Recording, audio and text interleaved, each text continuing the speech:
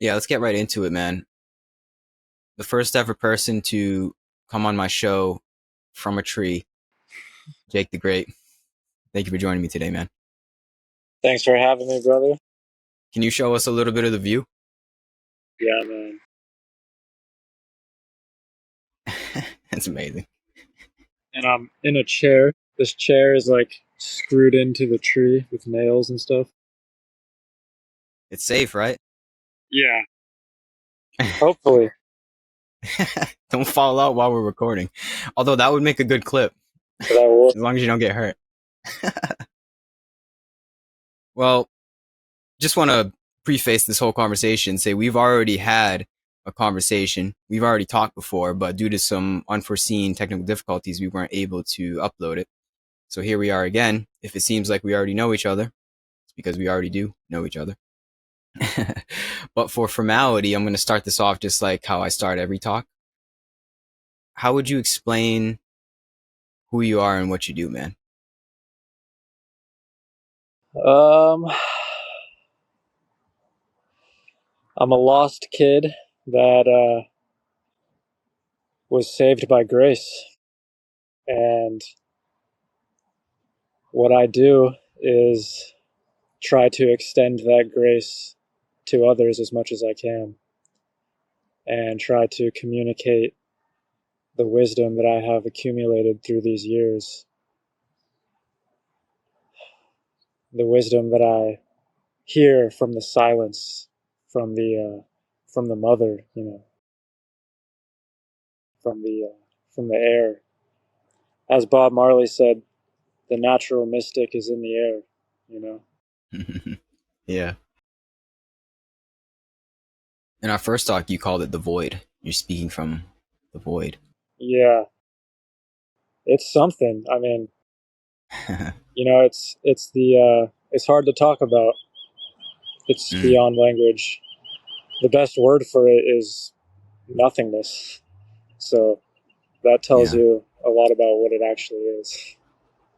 Or emptiness. Yeah. Yeah. Now let's get into the grace.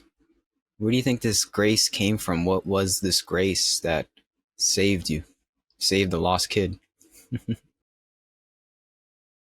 Well, as Muji Baba said, grace is life itself, and without it, there is no life.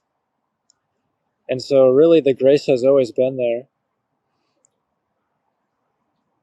It's what is responsible for my existence in the first place. Mm, But we have to go through this journey of forgetting, sometimes in really dramatic ways, to rediscover that grace again, rediscover what has already been there the whole time. And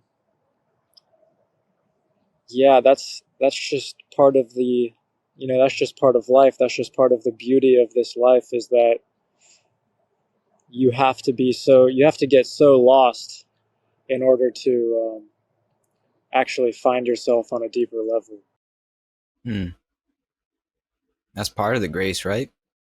Yeah, well, that's the thing, is we don't realize it in the moment, but the suffering is the grace.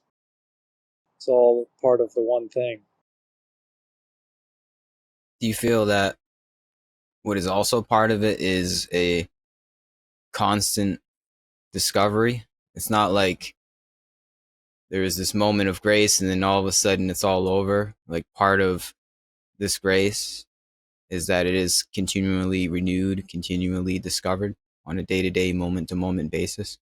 Yeah, we forget and remember, and then we forget again. Yep. Yeah. Mm. Yep. I don't know what else to say to that other than yep. So it goes. Yeah, that really is how it goes. And so what I've realized is a lot of people, they try to cling to the light, you know. They push away the dark and they cling to the light. But I found out that as long as you're pushing away anything, it's still got you in its claws, you know, you're still trapped.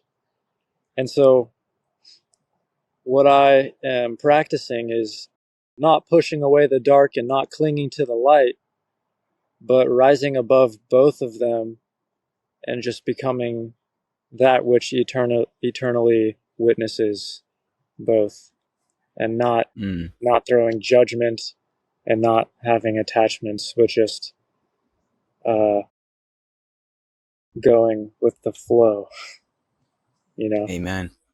Yeah. It sounds Yeah, like freedom. that is freedom. You know, freedom is not living in like some magical fairy tale land where everything is perfect all the time.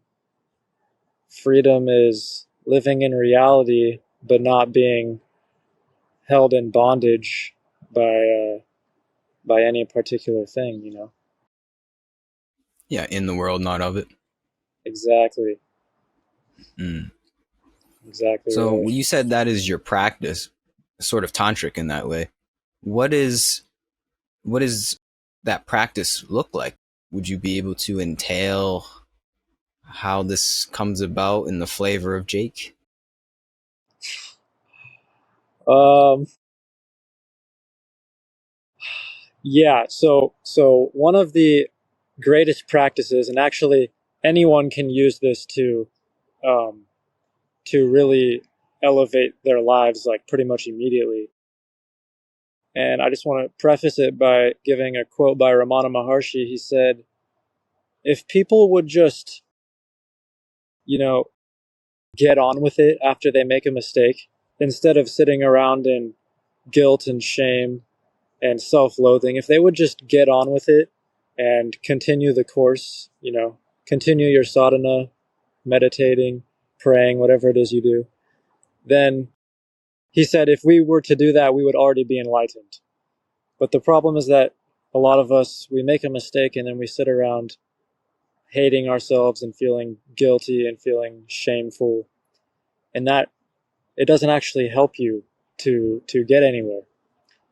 And so, yeah, my way to transcend the light and the dark, the way to transcend duality, is to just stay the course.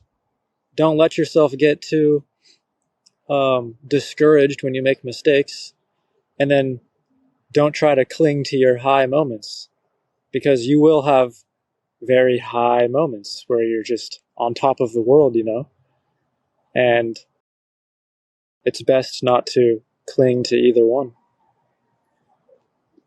The middle way. The middle way, yeah. Yeah. It's very equanimous, I feel, living in the middle way. And I'm not perfect. I'm not going to claim that I'm perfect. But from the seeming progress that I've made, I can speak to a more equanimous state of mind. Just more evenly flowed with whatever comes about in the movie of my life. In the darkness or in the light, in the lows and in the highs, there is still seated in the throne the Buddhi mind that just witnesses it all. And it's so precious to be able to see in that way. Yeah, I mean, do you feel that? Like, is that what you're getting at the essence of? yeah. And I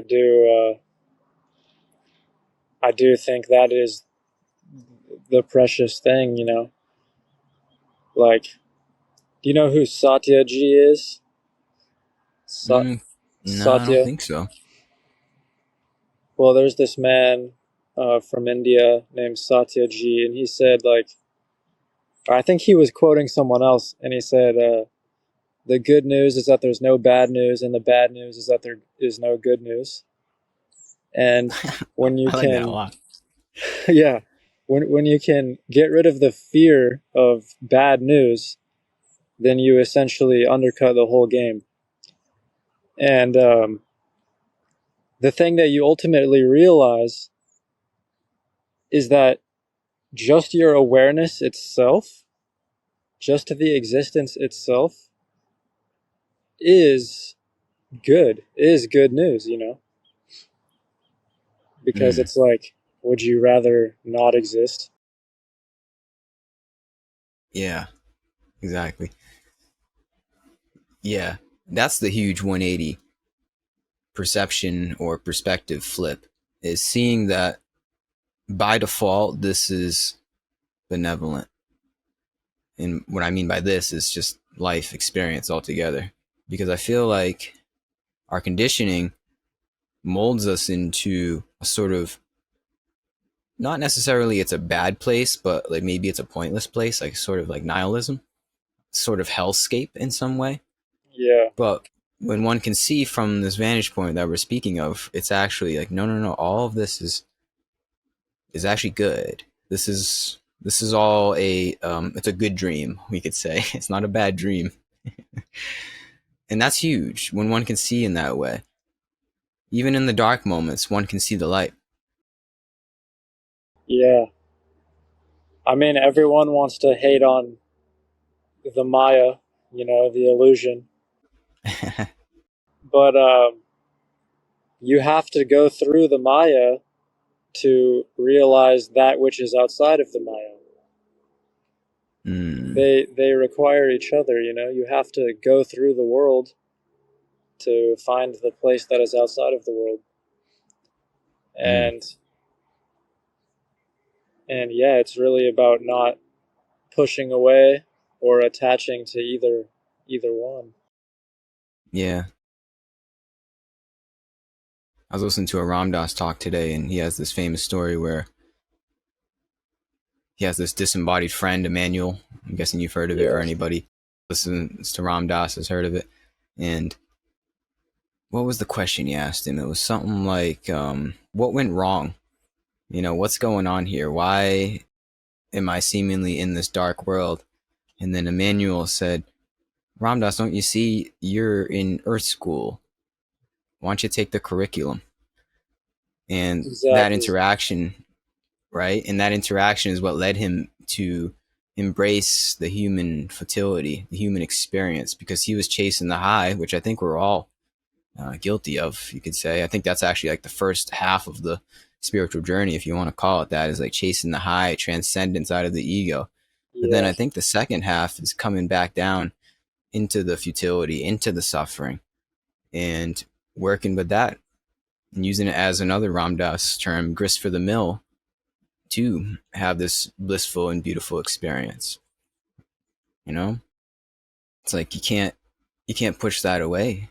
As you said, you can't push that away. You have to, ironically, once you sort of see outside of the human, see outside of the body, come back into the body and love the body, embrace the body for all that it is or isn't.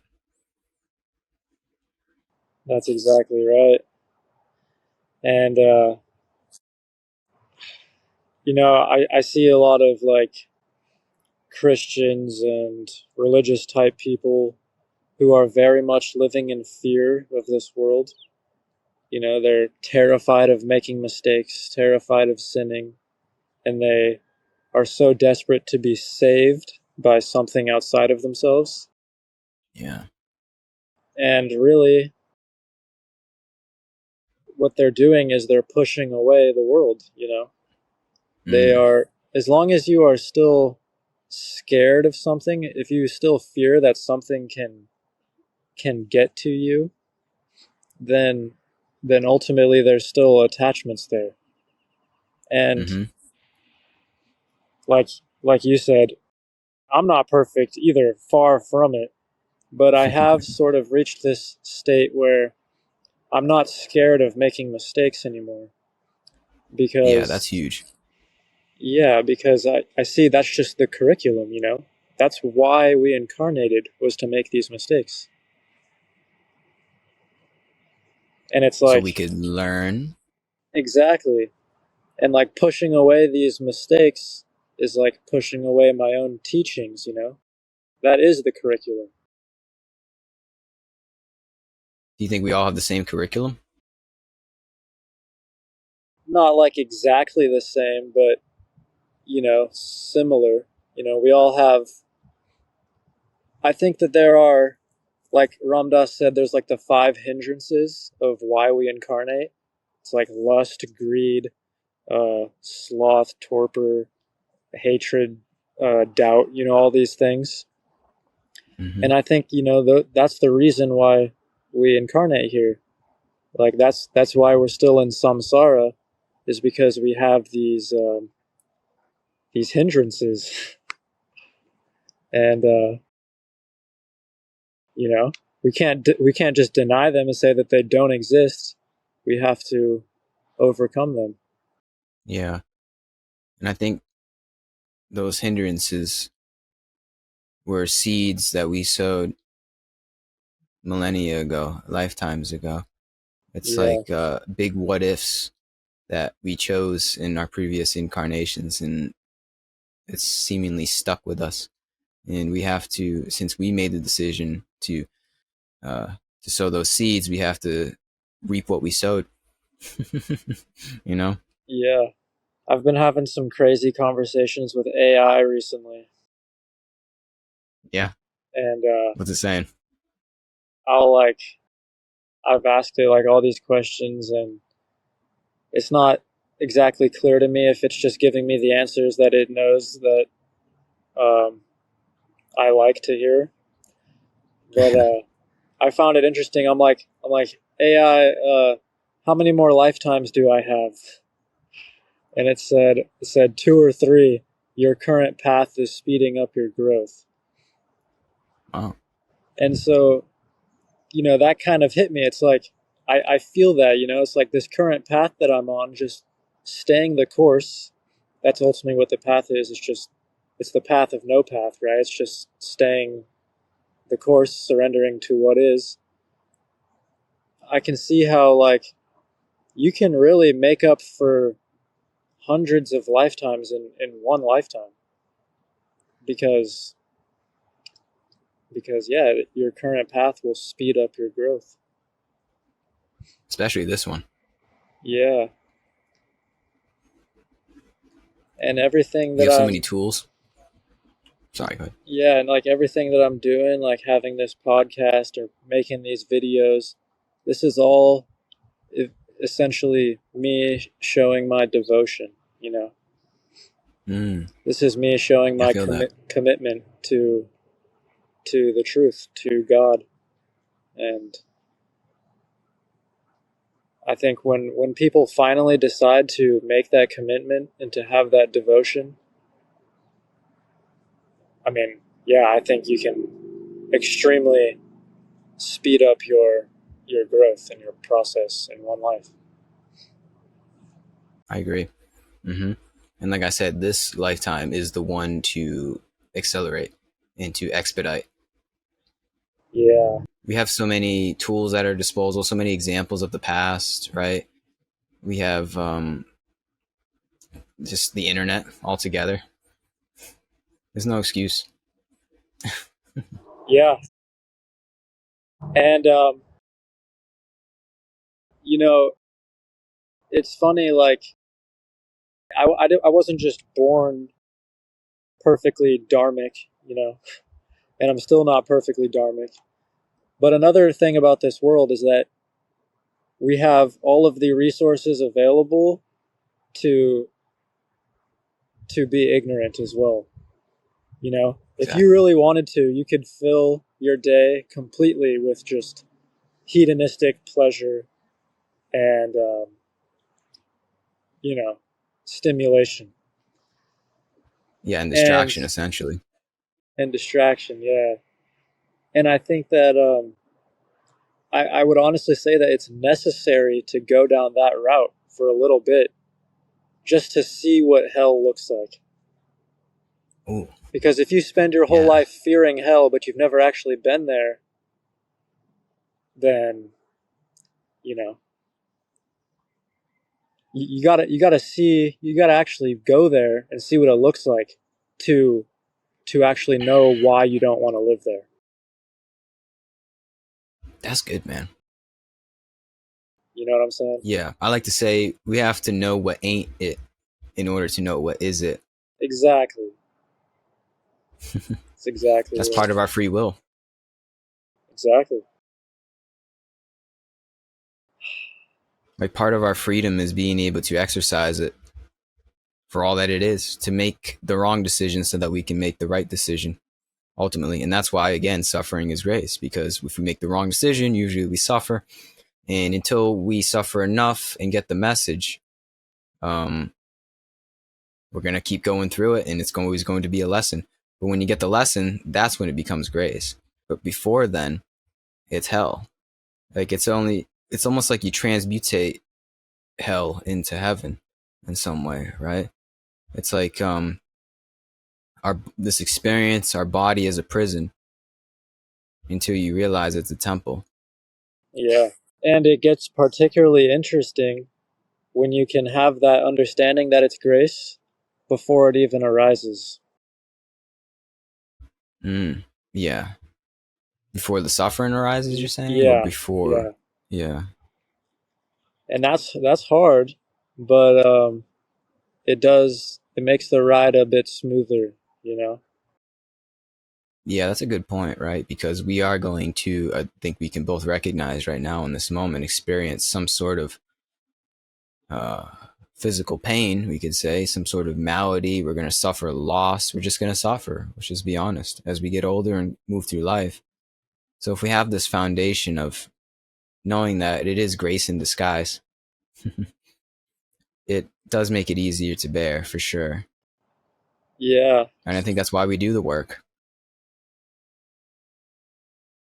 Yeah, and it's really just it really comes down to this very simple shift in your mindset of not seeing everything as happening to you, but rather happening for you.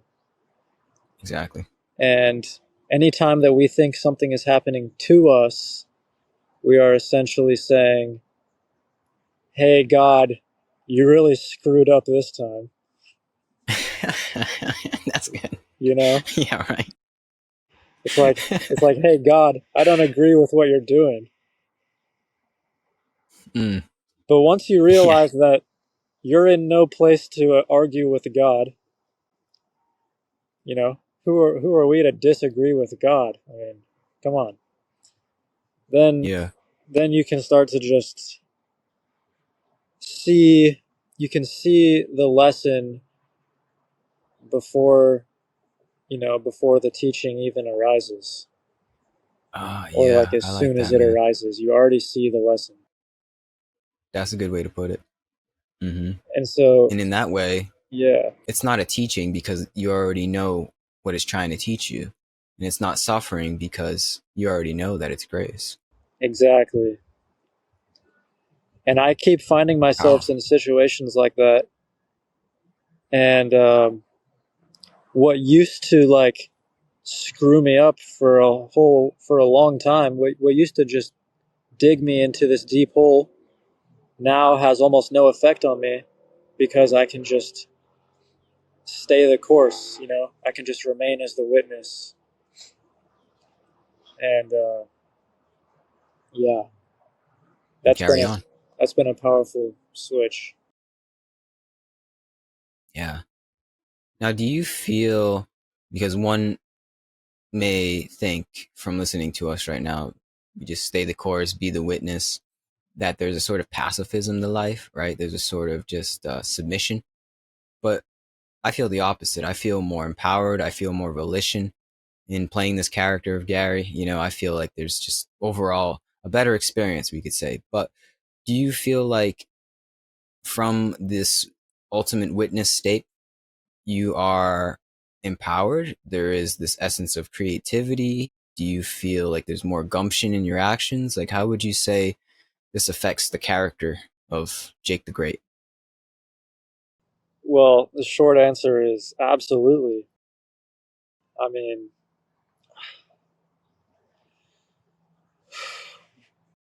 like control and power is,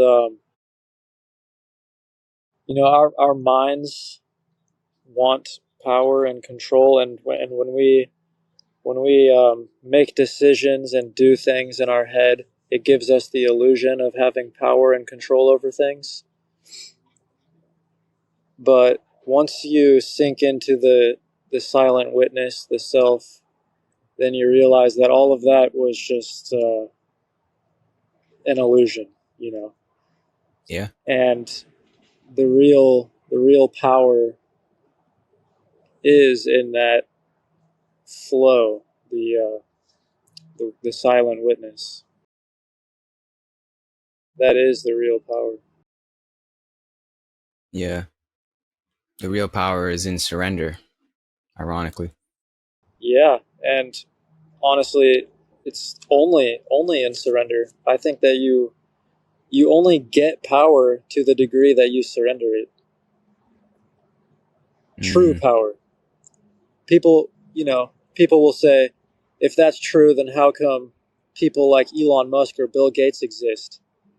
And I would say that's mind power. That's the illusory mind power that I was talking about. It's not actually real power. It's entirely worldly and temporary. But the actual eternal power is beyond this world. You know, it is in the spirit, in the eternal. Yeah.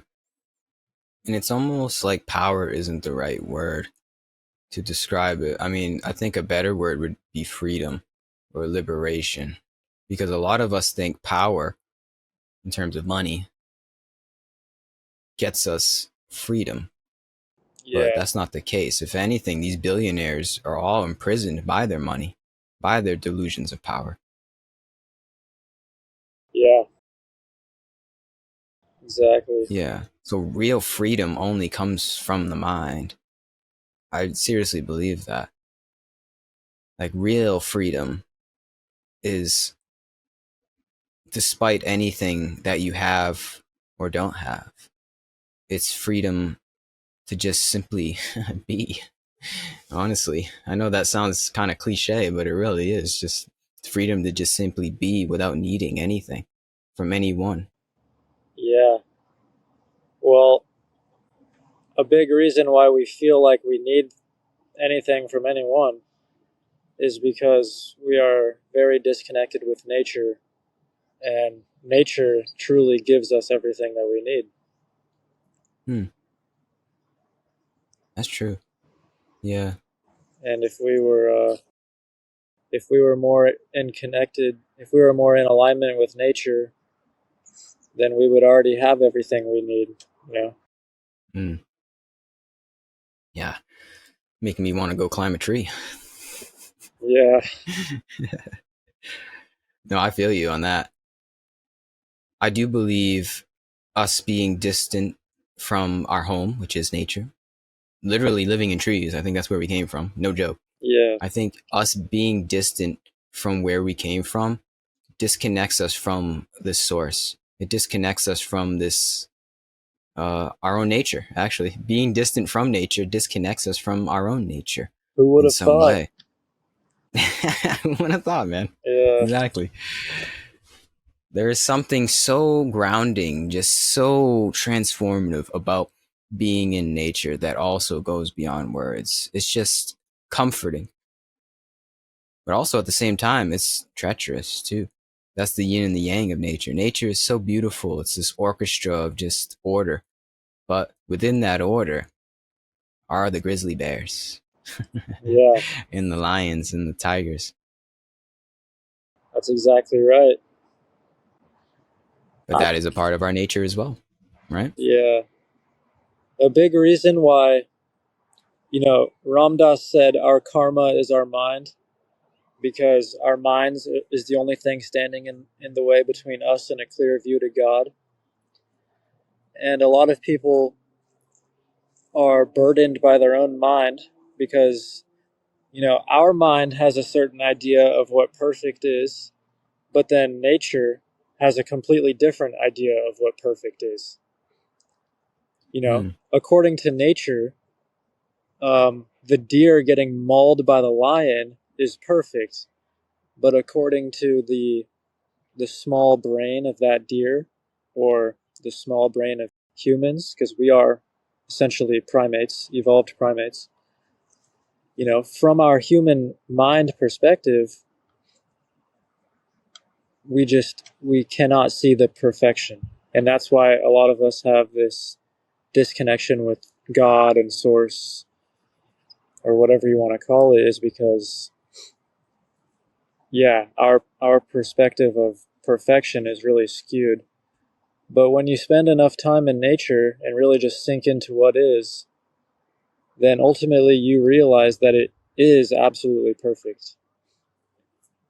Mm. And I think that there's no better way to discover the perfection of reality than existing in nature, because Amen. that is the base level reality that we have here, Mm. nature. Yeah. I heard the saying from Rick Rubin. It goes something like, everything's fake except two things in life: nature and wrestling, WWE. And he said, WWE is real because we recognize that it's fake. I just thought that was good. That's a good Nature and point. wrestling. Yeah, Sort of along the lines of what you said. But yeah, nature is just a giant lesson, I feel. At least the potential and opportunity is there for all of us. The opportunity is there for us to not argue with God, as you said before. Because that's yeah, what we do, is we say, no, it shouldn't be this way. No. Come on, God, what are you talking about? No, it shouldn't be this way. But what are you going to argue with a grizzly bear? exactly. Ultimately, I think I can kind of sum up my whole spiritual journey by Mm-hmm. like this. 6 years ago, I had my spiritual awakening, and I realized with 100% certainty that everything is perfect. And then ever since that day, 6 years ago, I've been trying to communicate that everything is perfect in the most compassionate and human way possible. Mm. Because, like you said, ultimately, you have to come back to reality. You have to come back to the world and suffering and the human animal. And the game becomes, how do you communicate that perfection with compassion, rather than just, it's perfect, that's the way it is, deal with it. That's good. I like that. I think we all have our own flavor of conveying the Dharma in that way. Like, you have your own way of doing it with compassion, and then I do, and then Ram Dass does, and the Buddha does, and Jesus does, and all of the other sages have their own flavor to the Yeah, mix of being able to convey it with compassion. And that's the beauty of it. That's the dance, I feel. exactly. Mm.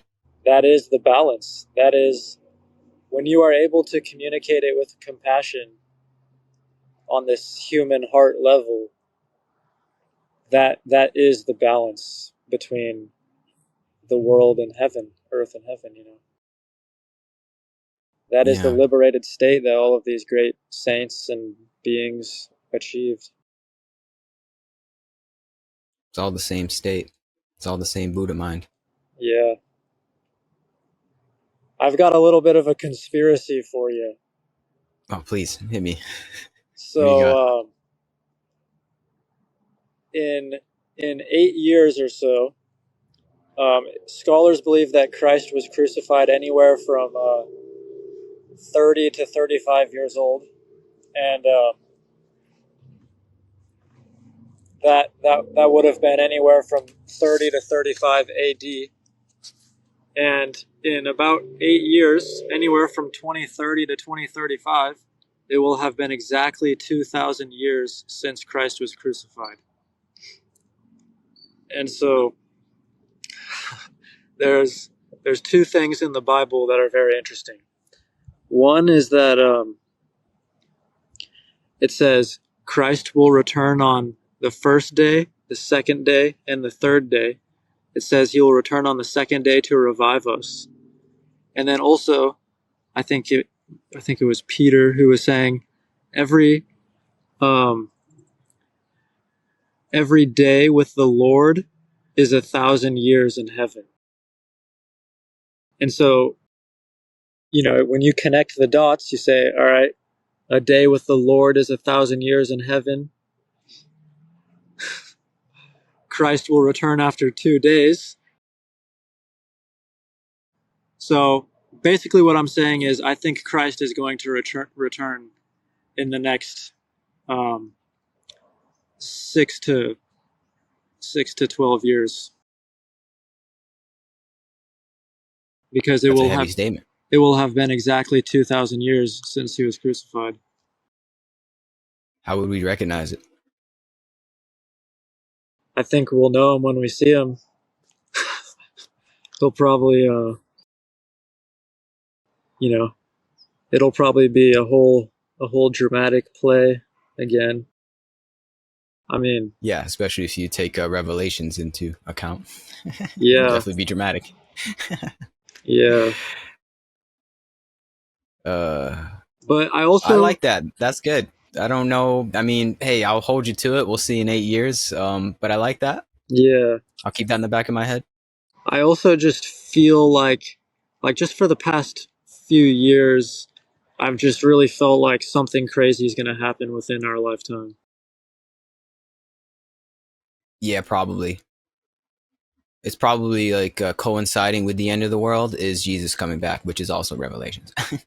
Yeah, So it would be like at the same time, simultaneously as there is this like destruction, there is this creation of the kingdom. You know, that's probably what's gonna come about, and it's the ones that are on this wavelength of Christ consciousness, like us and anybody listening, will see the light in all of the chaos. Will see the order in the chaos. But if you're not attuned to it, to this frequency, you're gonna get lost in the sauce, lost in the darkness, and in the destruction. As we said, we're seated in this throne no matter what happens. And it's easy for us to say as you're sitting in a tree on a nice day and I'm sitting in my room in a well conditioned environment. But what about when shit really hits the fan? I think that'll be the true test. And maybe that's what we're preparing ourselves for is the apocalypse. yeah. We shall see, my friend. Well, the state of the world is not pretty right now. There's a lot of shit going on. Genocides, wars. It's all perfect though, right? Yeah. It sounds so callous to say. It sounds so, what's the word? Privileged for us to say. So yeah, there's genocides, but it's all perfect. One may be like, oh, look at these guys. But, I mean, it is. I know I wouldn't be saying that if I was the one in the trench, under artillery fire, but still. I would just say this. All of the most horrible things that I've ever been through personally have been perfect for me. Oh, yeah. All I see. all leading, all helping me to awaken to my true self, I like that. It's perfect for you. Yeah. Yeah. And I think that every individual being is on their own unique path, and it is their karma to ultimately get rid of anything that is standing in between them and complete acceptance with their predicament in life. Mm-hmm. Yeah. I understand what you're saying. And I think that's how this perfection all makes a little bit more sense, is that we're reaping karma. This is all, as I said in the beginning, been sowed in previous lifetimes. Like the perfection doesn't really make sense if you only think this is your one shot at this, one life, YOLO. It doesn't make sense because everything would seem so unfair and unequal. But in the context of reincarnation and karma, there's a balance and everything is equal. Everything has its place. The darkness has its place just as much as the light. You know, a Yeah. horrible day, suffering has place in the whole scheme of things. But if you don't believe in reincarnation, then it doesn't make any sense. Yeah, and even if you don't believe in reincarnation, um, there is still such an experience to where you realize that you aren't who you thought you were, and 1 second outside of time and space can put your entire life in a whole other perspective. You know, like I had my LSD experience at 14, which woke me up for the first time, and I experienced myself, or I experienced a perspective of myself that was outside of time and space. And I realized in that moment that I was never who I thought I was, and I Mm. was never the person doing what I thought I was doing. You know, Mm-hmm. and so I think that I mean, theoretically, you could live your whole life in a complete hell and then have one flash of a realization that is outside of time and space, and it would put your entire life in a whole other perspective. Yeah, interesting. Yeah, you could live in this bleakness, constant bleakness, darkness, hell, till you're 80, and then you have that one transcendent moment, and it turns it all to heaven, Exactly. just like that. Exactly. Yeah, that's also part of the perfection. Yeah. Hmm. It's a crazy world, man. Crazy. Yeah, it is. It's definitely interesting to say the least. It's an interesting Yeah. drama we seem to be a part of. Leela. Do you Yeah. have any beings that communicate with you? Well, it's hard to say. I don't like look at them face to face, but I do feel there is we could say downloads from other sources or sometimes these intuitive whispers. I don't ever see like disembodied beings. I don't ever see like or hear voices or anything of that nature. But I do feel like there are higher intelligences than my monkey mind, than the Gary mind, that Yeah. give me guidance along the way. I mean, you can just call it the higher self if you really want to, but in terms of like, am I seeing Shiva? No, I wouldn't say so. I mean, in one way, you could say yes. In another way, you could say no. It depends how you look at it. But I'll answer your question and say yes and no. I'll say yes and no. What about you? Yes. And How so? I'll give you a little story right now. Okay. I have this friend named Julian, and he just showed up to my house one day, completely unannounced, randomly, because his phone had died when he was doing DoorDash and he needed to charge it. And he was right next to my house. So he walks into my room and he's charging his phone. I'm like, hey, while you're at it, check out this book. It has magical powers. And I handed him Be Here Now. I said like this book is a miracle. Like this book performs miracles. It has magic powers.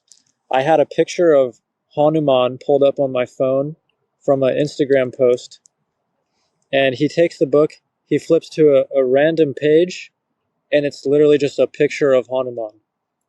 And I had the picture on my phone, and then he flipped to the picture of Hanuman. I was like, whoa, like that's a pretty crazy synchronicity. Like, I bet Maharaji just did that. Maharaji is the guru. And then as soon as I said that, he flips to another random page, and it literally just says the guru in all capital letters, and then it's a picture of Maharaji right beneath it. That's freaky. Yeah. So I've had many like extreme like synchronicities. Oh, for sure. Yeah, I have that too. Definitely. I wouldn't be able to label the beings, but I've had extreme synchronicities of that nature, like things that happen in that way where it's just like, okay, am I getting punked right now? Where are the cameras? Yeah, yeah, You know, too good to be true moments. But yeah, I guess to answer your question a little more, it's like I wouldn't be able to know what like was that. I wouldn't be able to label or put any kind of symbol on whatever it is, but I know there was something there. yeah. Well, I've had a lot of just, normal synchronous. I mean, it's weird to say normal synchronicities, but I've had a lot of synchronicities, and then I've also um, had these synchronicities that were particularly involved with Maharaji and Hanuman, Uh, mm-hmm. and so that makes me feel this special connection with both of them. I see. Yeah, I know what you mean. That's a good point. Yeah, I think that's how these beings communicate with us, though, at least on the 3D material level, is through these moments, these circumstances that are just like, huh? You telling me that's a coincidence, right? I'll give you another story. I was driving back from San Francisco airport um, to Santa Cruz, where I am right now, and I was, hopefully no cops are listening, but I was going very fast. I was probably going like 100 miles per hour, just on this straight open highway with no one on it. And then this Tesla comes up behind me and starts tailing me as I'm going 100 miles per hour in the fast lane. And I'm like, this can't be real right now. You're gonna tail me as I'm going 100 miles per hour, and as I'm driving, I'm chanting the Hanuman Chalisa, and I'm like, you know what? I pulled over. I'm like, go ahead, buddy. You can go ahead of me. You're gonna get a ticket. Like, go ahead, get a ticket. And then literally, I get behind him, start following him from a safe distance, and within 1 minute, I see a state trooper just come flying and pull this guy over and give him a Wow. ticket. And I just thought, Hmm. I just had this overwhelming feeling. I'm like, Hanuman just saved me. like, like Hanuman just saved me. I'm sitting here chanting the Hanuman Chalisa. He just saved me out of. I mean, if you get pulled over going 100 miles per hour, you're probably getting arrested. So I'm like, Hanuman just saved me from getting arrested. Hmm. And then I continued the chant. That's funny. At that point, you have to finish the Chalisa at that point. You can't Yeah, stop. That's amazing. Yeah. yeah, I have an affinity toward the whole story of Ram Dass and Neem Karoli Baba and Hanuman as well. There's something just so, I don't know what it is, man, about that story that just hits home. I think it was because Ram Dass was with us. Like he was a true living sage and he just left his body in 2020. So I think there's something special about him being with us and then him dying in 2020. This is me personally speaking, at least, and almost like taking it for granted. I was like, oh, damn, we had Ram Dass. You know what I mean? yeah. Well, he was another perfect example of someone who communicated the perfection on that very deep human heart level. You know, Yeah, exactly. he really And he's funny. he didn't cling to the highs. He let himself uh, sink down to the human level. You know. Yeah, would you say that's like the greatest strength of Ram Dass's dharmic transmission is his relatability, his like embrace of the human condition? Yeah, and I think that that is really what has helped me to actually understand all of this whole path better. You know, because just going and listening to going and listening to like a like Ramana Maharshi or someone, it's going to be hard to connect with him on that human level because he's so far out, Mm. so far gone. But Ram Dass, yeah, his relatability really helps to get the message across. And I don't think I would be able to understand the teachings of Maharaji or Ramana Maharshi or Anandamayi Ma had I not had my introduction through Ram Dass. Amen. Yeah. He Yeah, was also my foundation and sort of like a catalyst into the more intense Dharma, you could say, the more deeper Dharma of the sages. Ram Dass was he's like, if I were to get anybody, if somebody was curious about yoga and I was to get them into yoga with one person, I would just send them Ram Dass before I send them Ramana or even the Buddha or any of the Upanishads. I'd be like, hey, just listen to this Ram Dass talk and that'll get you started. Right? I feel like he's a nice foot in the door for people. exactly. Yeah. I And think it's that was his place. interesting. What are you saying? I think that was his place, was to bring the Dharma in a relatable form to people of the West. Yeah, that is his Dharma. And it's interesting because there's no way to tell how evolved he truly was. What do you mean? Like, like we think that he's not on the same level of Maharaji or Ramana Maharshi or Anandamayi Ma because he's so relatable on that human level. But for all we know, that was just his Dharma, and he secretly is this far out saint. Oh, I think so. And Yeah. and And it's he couldn't play interesting. any other part. Go ahead. Yeah, Sorry. and it's interesting how at the end of his life he had his stroke, and then he wasn't really Mm, able to talk the same after that, and he kind of became more of this like quiet guy that couldn't uh, properly articulate himself. And so I think that yeah. perhaps in that time at the end of his life, he was probably, I mean, I've seen pictures of him. He just looks completely blissed out. And I'm like, dude, Mm. this guy is like made it. Yeah. Oh, for sure. Yeah. Yeah. It's almost like he reincarnated in some way. Yeah. It's like he really, it's like he finished his Dharma and then Yeah. he was just sitting there, Retired. this completed being. Yeah. It's almost like a balance from the universe because you know what's funny too is he was about to start his radio show. I think he was going to start. I think he did actually. I think he started his radio show called Be Here Now Radio or Here and Now Radio. And right after he started it, it's almost like the universe or God was like, "Hey, you'll become too powerful if you have your own radio show." Right? Imagine if Ram Dass had his own podcast. It's Oh my almost like God. the universe was like, "No, no, no, we can't. You said everything you need to say. It's all on recording. You got to retire." And they Yeah. sent him the stroke of grace, as he calls it. The stroke of grace. Mm, Yeah. I think you're exactly yeah. right.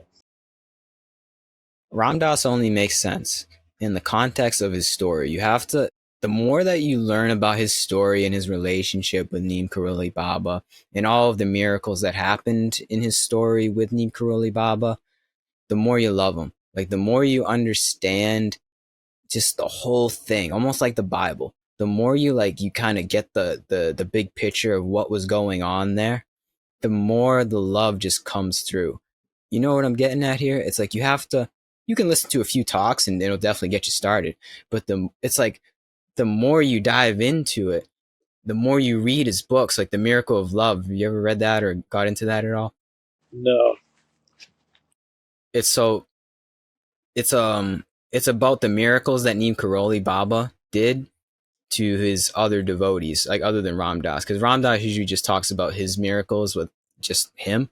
But he wrote a whole book probably like this big, I'd say, of interviewing pretty much or questioning other people that were around Neem Karoli Baba and having them tell their stories. So when you get into it like that, it deepens it even more into who Neem Karoli Baba was and the potential for all of us and the example that Neem Karoli Baba essentially set for all of us. So yeah, moral of the story is that like the more you get into this story, the more you understand the relationship between Ram Dass and his guru, the more it just makes sense and the love deepens. And it's the love not for like somebody else. That's the thing too. It's like your own love. It's like there's somehow like that love that he had for his guru Neem Karoli Baba and vice versa. It's somehow, some way, magically, miraculously, is reflected into you. I don't know how else to explain it, but you know what I'm saying here? It's like I feel that love somehow. Like it's not like just their love. It's like I feel the love that they were in and they invite us in. The more you learn about their story, it's like an invitation for us to accept or not. Yeah. And you accept it by learning is what I'm saying. Sorry, I kind of went on there. Well, the fact that we even know anything about Maharaji and any of the story is merely an example of his grace and his Yeah, love. exactly, man. Yeah. That's also something very particular about the Ram Dass saga. We can say the, the whole grace of Ram Dass and Neem Karoli Baba is that it's so we have pictures of Neem Karoli Baba, this very great being that I don't think Ram Dass was lying, performed miracles, like performed magic. What? Supposedly only Jesus could do that 2,000 years ago. But we have this guy in the 50s and 60s doing this right before our eyes. That's like, that's something special. There's something very, very special about that. Maybe he was Jesus, Well, you know? I think the ultimate truth is that we all have that ability. We just Exactly. we just don't know it. Exactly. That's what every sage, I think, is trying to show us in one way or the other through their own Dharma is that we are the sage, is that we are Jesus, is that we are Buddha. We are all Neem Karoli Baba. Duality is a lie. There's the way that I kind of like to disprove duality is just by saying like even if there was two separate things in this universe, there is always going to be an outer space which surrounds those two things. You know, there always has to be a source from which two things emerge, and so I see. duality is just impossible. It's impossible. Hmm. It's a very logical way to look at it. Yeah, like just on that logical level, it is impossible. And so truly it's all one thing and there is nothing outside of yourself. Yeah. That's that's the lesson of all lessons right there, man. I Yeah. like that though. But yet we fall into forgetting. Seemingly we get lost again and again. We forget to remember. And it's mainly because we fail to apply our wisdom into our daily lives. It's like Mm. I can sit here and say it's all one. Yeah, duality is a lie, man. Yeah, it's all one. We're all Jesus. But then I go down the street, some guy cuts me off and I flip him off. Oh, that fucking douchebag. And Yeah, and exactly. just like that, it's duality again. Oh, that guy's a real Mm-hmm. shithead, you know? Yeah. That guy. Mm. Yeah. Right. Uh huh. but but the I think the liberation will come when we finally just apply our wisdom into life. It's like, Yeah. ah, I just cut myself off in another body, you know? Mm-hmm. Because Doesn't it feel better? Like, go ahead. Sorry. that's what Maharaji is, you know? You could Yeah. you could fucking do anything to him and he'll still love you unconditionally. Yeah. Exactly. That's where the sage is pointing us. Is not only the realization, but the integration. That's what really makes a sage, is the true embodiment of this unconditional love. That's where that's where the rubber meets the road right there, because we can say it all we want, as we have for the past hour, but when somebody does cut you off, how do you respond? Right? Exactly. And that's the hard work, you know. It's easy to talk about it. It's easy to learn about it. It's hard to do it, to actually put it into But it's worth it. practice. Yeah.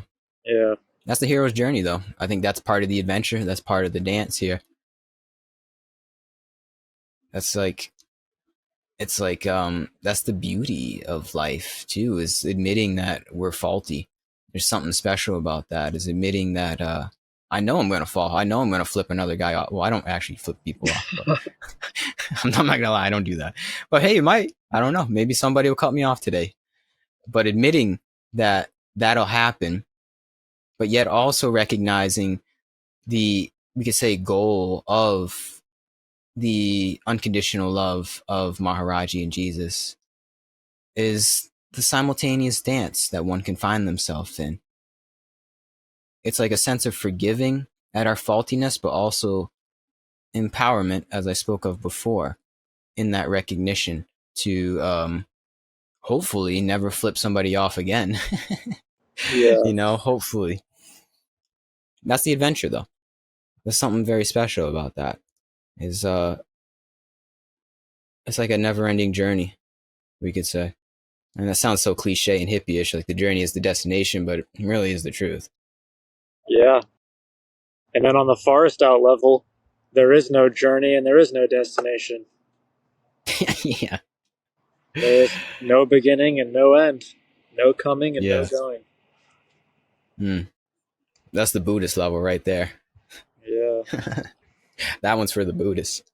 Yeah. But yeah. But it's Amen to that.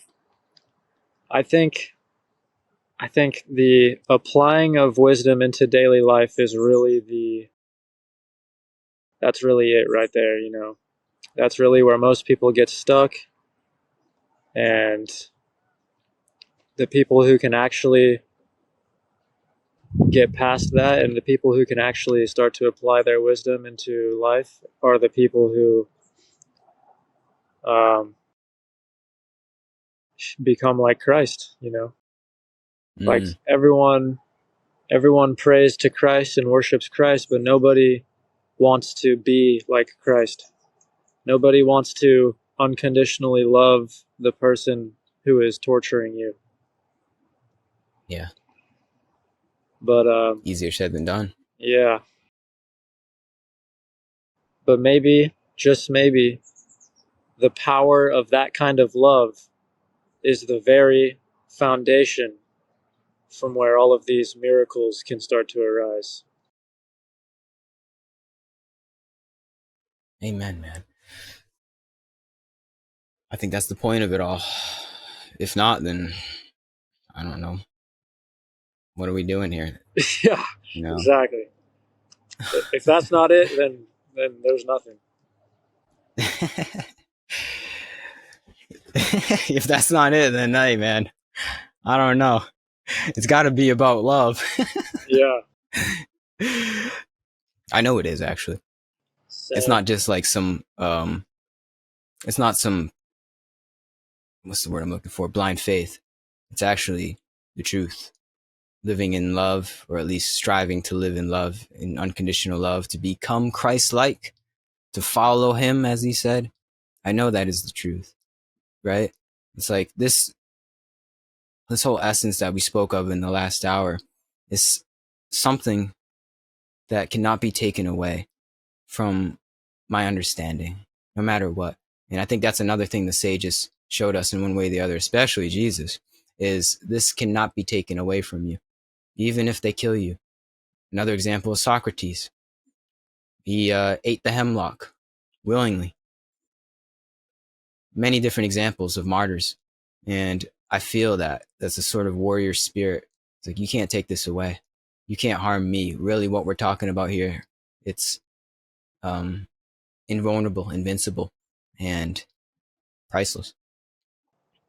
Yeah.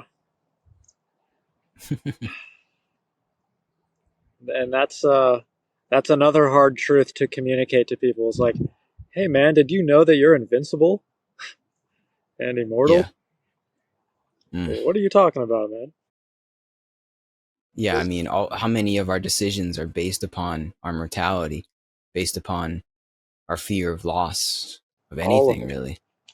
Yeah, right? Pretty much all of them. Yeah. Yeah. Mm. I feel it, man. And I thank you for reminding me. I thank you for bringing this vibration, this frequency, this understanding, this remembrance, whatever word you want to use, into my being today. Damn, I know we could go on and on, but we're going over an hour here. I think we could probably start to wrap it up. Yeah, What else do we have to say, right? I think we pretty much covered it. We covered it all. We figured it out today, man. Yeah, we really did. Well, on that note, do you have any last words? Anything you want to say before we stop recording? Maharaji said, spirituality is just three things: love, serve, remember. Love, serve, and Amen. remember God. That's J. it. Ron. Well, thank you, Jake. You are a special being. I thank you for coming on here. This was definitely better than our first conversation, I think, and it's all in divine timing. I appreciate you. Absolutely. Thanks for having me on, Yeah, man. of course. Keep up the good work, brother. And yeah, I wish you all the best. Maybe we can tap in again. But until then, Much love. keep on keeping on. Much love. All the love. Peace and love, everybody.